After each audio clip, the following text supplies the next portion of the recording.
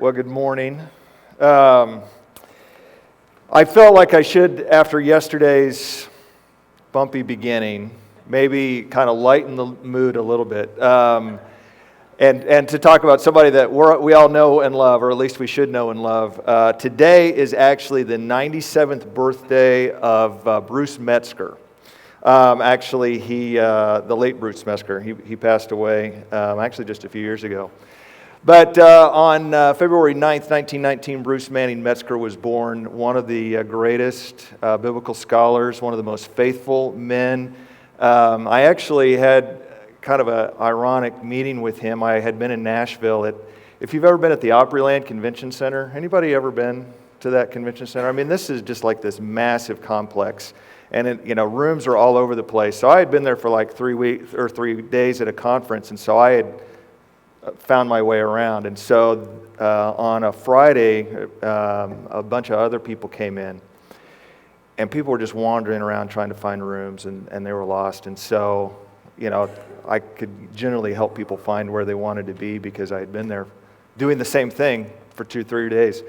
So this elderly gentleman was clearly befuddled. So I, walked up to him, just said, sir, can I help you find some place? And then I looked at his name tag, and it was Bruce Metzger. And I've got Bruce Metzger reference books. I have read his articles. I have, studied this guy. And so, it's kind of like all of a sudden, you're meeting F.F. Bruce or somebody. Or no, okay, so who would you meet that would just kind of throw you off,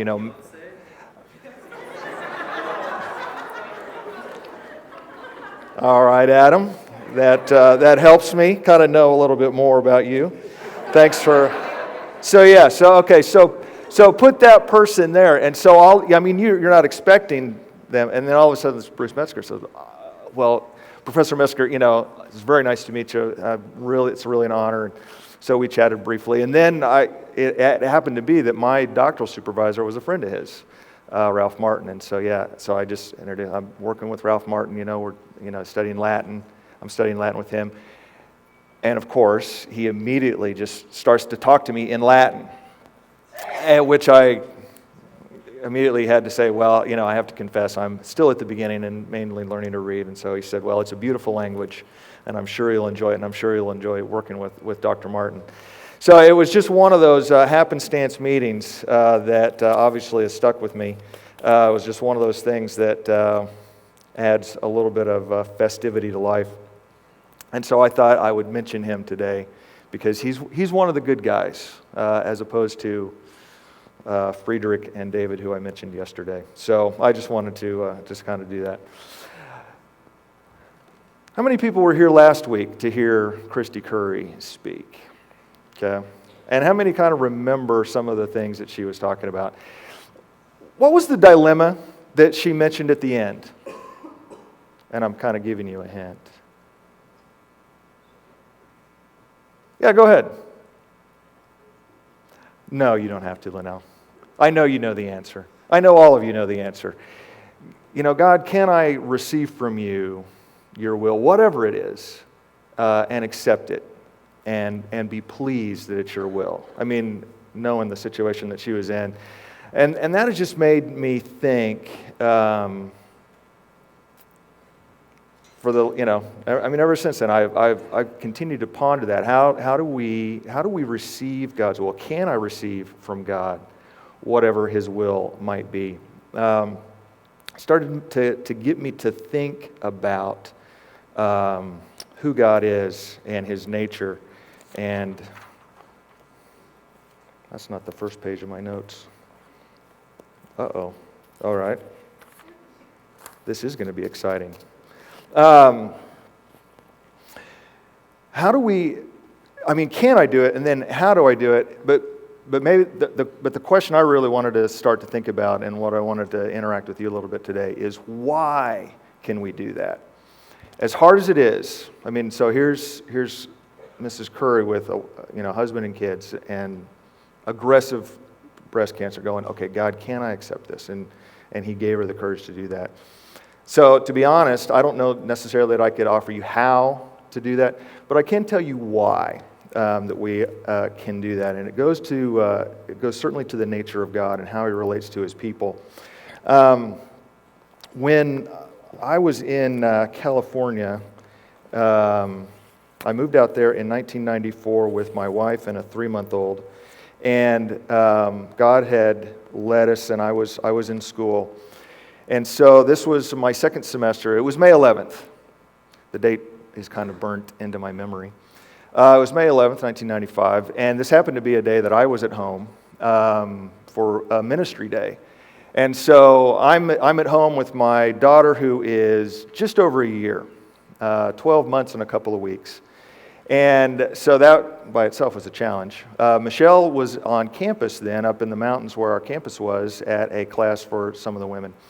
And so I knew what kind of her roughly schedule was, and so the afternoon, just everything is kind of normal at home.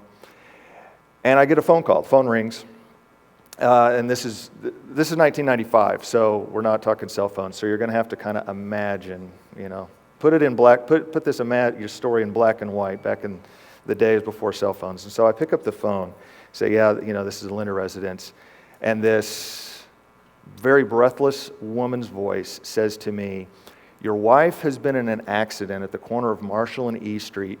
You need to get here right away." And she immediately hangs up the phone. Okay, so I'm at home with a 1-year-old. We only had the one car, and so that was the car that was in the accident. So, seriously, the first thing that went through my mind was, would it be possible for me to football my 1-year-old on a bicycle?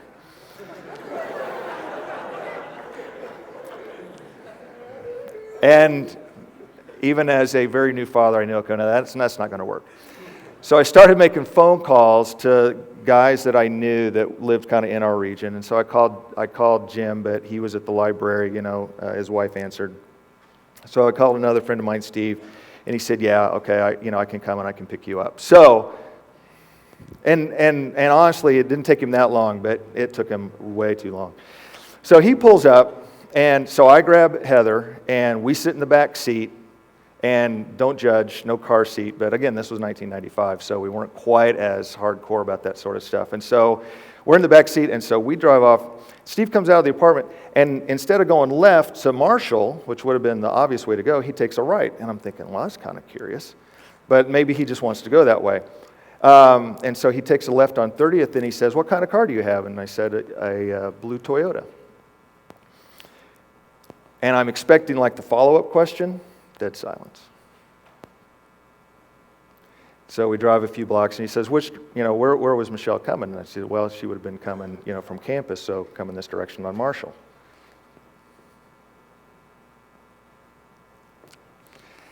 And so rather than going to E Street, which was the main boulevard, he takes a left on F Street. And I'm thinking, that's really weird.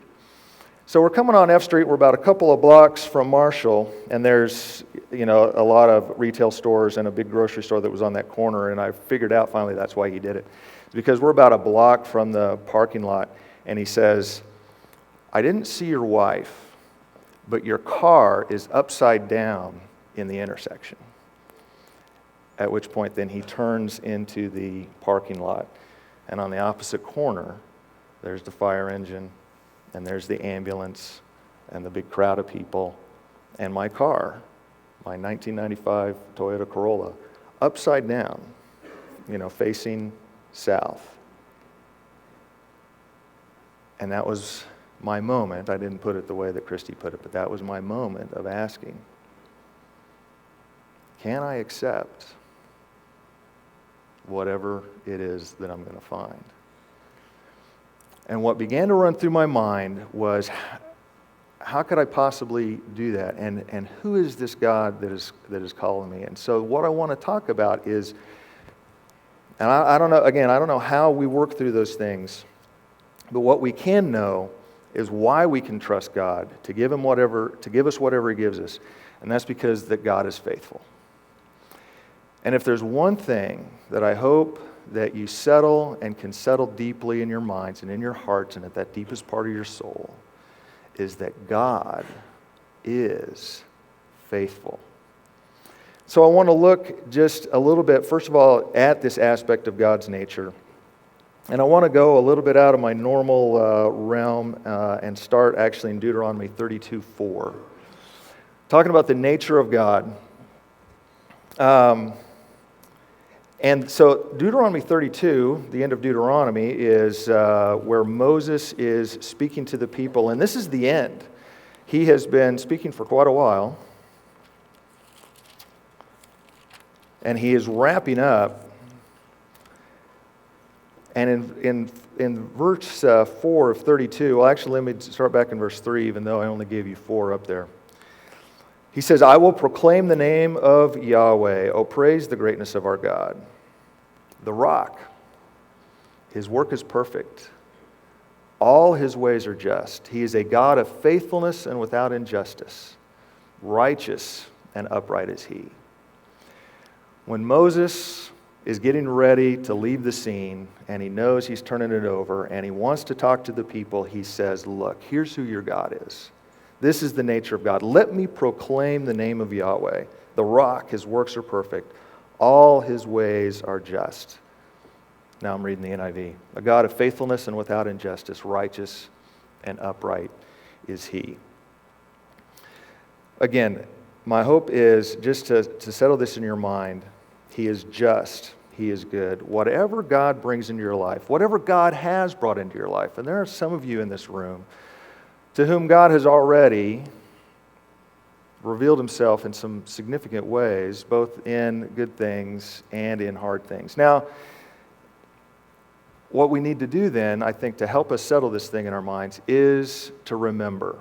And so when we think about the nature of God and we think about God and his faithfulness, that's part of why. And so here's maybe one suggestion for how we can begin to trust God with whatever it is that he would put in our hand.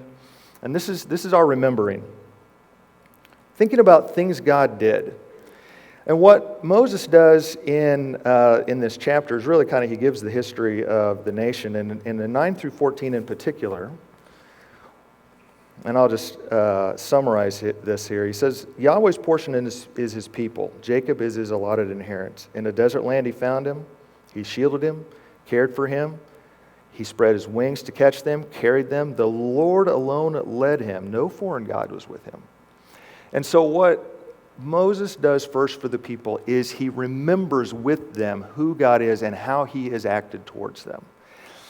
And so if I could make a practical suggestion here, I would recommend that you start to make a list of very specific things that God has done. What has God done for you? To be able to think and remember, these are the things that God has done. Some of you have met my wife, and so you maybe already knew how the story, at least one aspect of that story, would come out.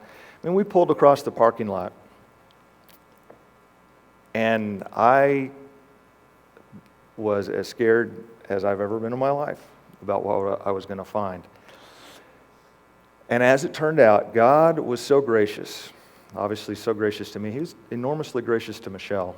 So she was in the ambulance, and she was, as soon as she, heard the rumor that I had showed up, she said, make sure he gets in here. She was in the ambulance, and you can imagine all the precautions. They had her strapped down to the board. But she was fine. She was just fine.